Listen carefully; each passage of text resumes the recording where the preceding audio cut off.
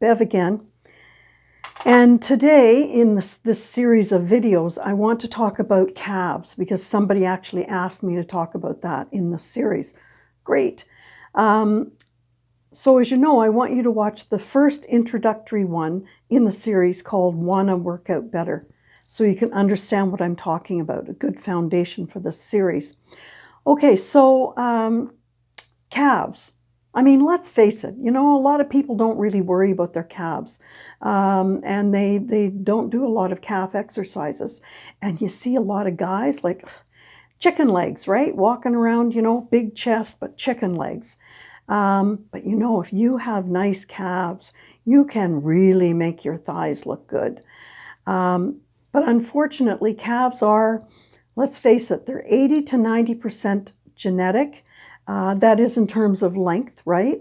You may be a person, I'm quite lucky, I have long calves, I have long bicep muscles, but some people have shorter calves, for example. But don't despair.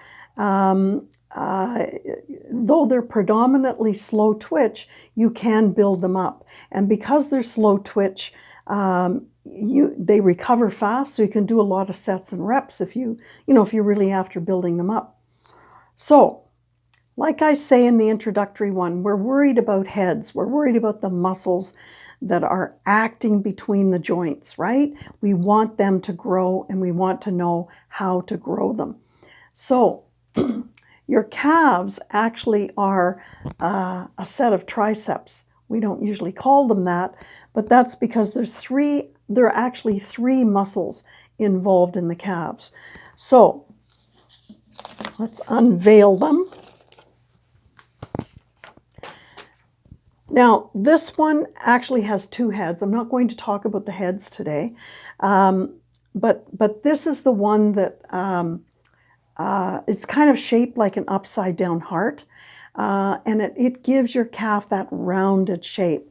So this is important. The second one, the soleus, lies beneath number one, and it's used for pushing off the ground. So when you're walking, when you're running, when you're jogging, when you're hiking, this is the muscle that's going to help you, and it's going to maintain your posture so that you don't fall forward. And the third one, the plantaris, it's a very thin, the belly of the muscle is very thin. I'm not going to talk about that one because that one is not really the one you're interested in if you want to build up your calves. So let's get right to it. Well, let me turn around so I don't knock over my speaker here. Okay, so calf raises. To get at this gastro one, you want to do standing calf raises, right? And over time, you want to increase the intensity. And there are different ways to do that. You can do it on one foot. You can use a Smith machine, adding some weight. You can even use the leg press machine. Now, the soleus is done with seated calf raises. And the most important thing on seated raises is that your knees should be at 90 degrees with your toes pointed down. And of course, you can increase the intensity with dumbbells, plates, power rack. You can use the Smith machine again, but of course you've got to be seated. Here's you're standing, here you're seated. Now I want to say, if you're using a seated calf raise machine, I see people, they're sitting on these and then they're lifting the weights while they're rolling their back forward. No. As I say in all my various videos, you only should move the joints that you need to move to actually complete the exercise that you're doing. So if you are doing a calf raise, what the hell are you moving your back for? Keep it straight. Just move just point your toes and push those calves, raise that leg up using the calves, okay? Not your back.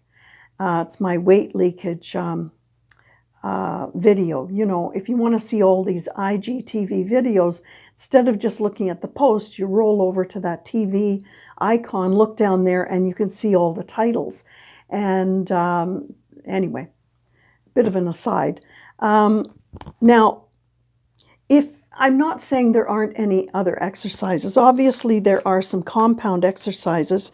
Here's 3 of them. You can do a farmer's walk with weight, jump squats, jumping jacks, and obviously, you're going to be using your calves in those exercises, right?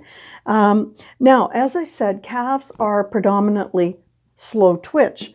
So when we train them, well, the first thing I want to say is I want you to, if you're doing thighs or quads that day, you should do your calves after you do your quad exercises.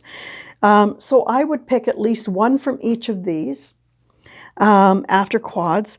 You can do 3 sets, 8 to 10 reps, and you can do it 3 times a week because they are going to recuperate really fast because they're slow twitch, right? And as I said, you can increase weight. Okay, so I'll see you in the next video, and I hope this has helped, especially for you guys with those chicken legs. All right, see you in the next video.